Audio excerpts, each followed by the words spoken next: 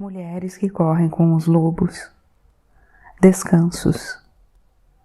Vimos, portanto, que desejamos transformar a raiva num fogo que prepara as coisas em vez de um fogo de conflagração.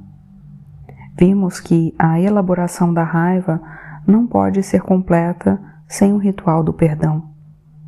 Falamos sobre o fato de a raiva das mulheres muitas vezes derivar da situação na sua família de origem, da cultura que a cerca e às vezes de traumas da vida adulta. No entanto, independente da fonte dessa raiva, algo tem de acontecer para reconhecê-la, abençoá-la, contê-la e liberá-la. É frequente que a mulher torturada desenvolva uma percepção deslumbrante de uma profundidade e amplitude excepcionais. Embora eu nunca fosse desejar que alguém sofresse tortura a fim de aprender os meandros secretos do inconsciente, o fato é que ter sobrevivido a uma repressão brutal faz com que surjam dons que compensam e protegem. Nesse sentido, a mulher que levou uma vida torturante e nela mergulhou fundo dispõe, sem a menor dúvida, de uma profundidade incalculável. Apesar de ela ter alcançado essa profundidade através da dor, se ela tiver cumprido a árdua tarefa de se agarrar à consciência, ela terá uma profunda e próspera vida da alma e uma feroz crença em si mesma, independente de eventuais hesitações do ego. Há uma época na nossa vida, geralmente na metade da vida, em que precisamos tomar uma decisão. Possivelmente, a decisão psíquica mais importante para a nossa vida futura, a respeito de nos tornarmos amargas ou não. As mulheres costumam chegar a esse estágio pouco antes ou pouco depois dos 40 anos. Elas estão num ponto em que estão cheias até a raiz dos cabelos, em que para elas chega, em que isso foi a gota d'água, em que estão irritadas a ponto de explodir. Seus sonhos de quando tinham 20 anos podem estar jogados de qualquer jeito. Pode haver corações partidos, casamentos desfeitos, promessas esquecidas. Qualquer um que viva muito acumula lixo. Não há como evitá-lo.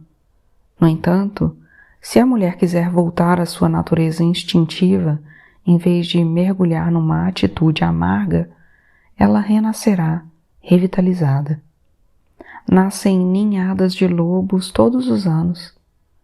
Geralmente são uns bichinhos de pelagem escura, de olhos ainda fechados, que miam o tempo todo, cobertos de terra e palha, mas de imediato eles estão alerta, brincalhões e amorosos, querendo a proximidade e o carinho.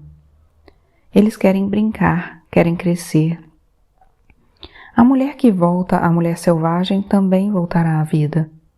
Ela vai querer brincar, ela ainda vai querer crescer, mas antes é preciso que haja uma purificação.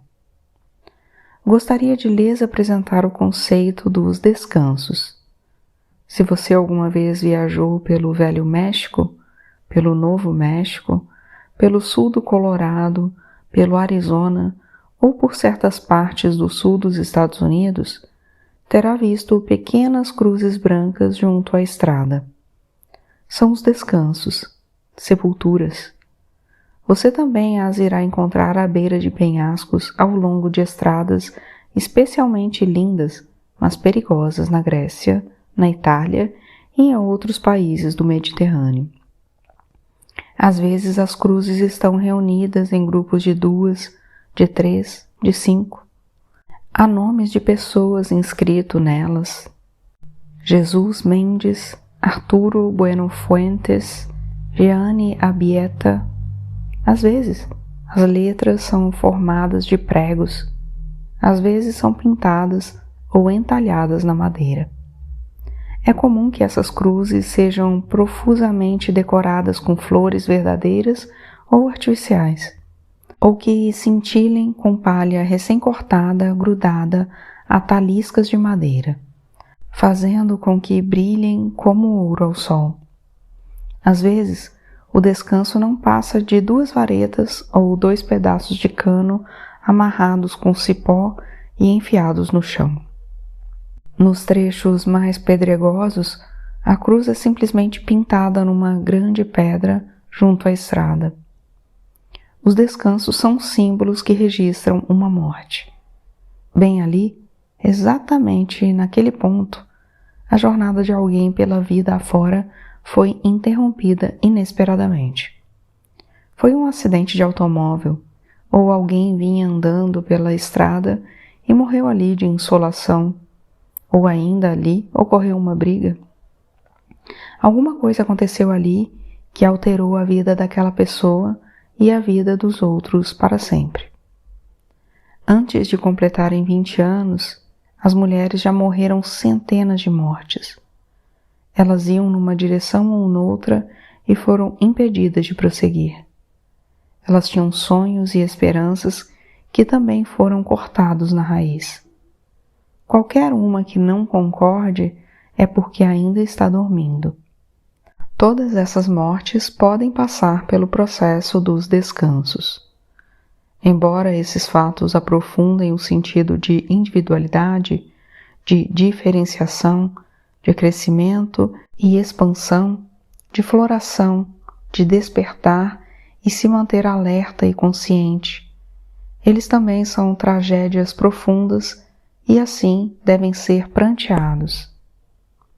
Criar descansos significa examinar sua vida e marcar os pontos em que ocorreram as pequenas mortes, las muertes chiquitas, e as grandes mortes, las muertes grandotas. Gosto de traçar uma linha cronológica da vida da mulher numa longa faixa de papel branco de açougue e assinalar com uma cruz ao longo dessa linha. Desde sua tenra infância até o presente, os pontos em que morreram aspectos e partes do seu self e da sua vida. Assinalamos a ocasião em que se optou por não seguir por uma determinada estrada, caminhos que foram obstruídos, emboscadas, traições e mortes. Desenhe uma pequena luz na linha cronológica nos pontos que deveriam ter sido pranteados ou que ainda precisam sê-lo. Também escrevo esquecido naqueles pontos em que a mulher pressente, mas ainda não vieram à tona. Também escrevo perdoado acima dos fatos em que a mulher já praticamente se liberou. Recomendo que você faça descansos, que se sente com uma linha cronológica da sua vida e diga: onde estão as cruzes? Onde estão os pontos que devem ser lembrados e que devem ser abençoados? Em todos eles há significados que você trouxe até a sua vida atual. Eles precisam ser lembrados, mas, ao mesmo tempo, precisam ser esquecidos. Leva tempo e exige paciência. Lembre-se de que no Urso da Meia-Lua, a mulher disse uma oração e conseguiu sepultar os mortos órfãos. É isso o que fazemos nos descansos. Descansos é uma técnica consciente que se compadece dos mortos órfãos da psique e lhes presta homenagem, sepultando-os no final. Seja boa para si mesma e crie descansos, sepulturas para aqueles seus aspectos que estavam a caminho de algum lugar, mas que nunca chegaram. Descansos assinalam os locais das mortes, os tempos sombrios, mas eles também são cartas de amor ao seu sofrimento. Eles são transformadores. Há muitas vantagens em prender certas coisas à terra para que elas não saiam nos perseguindo. Há muitas vantagens em sepultá-las.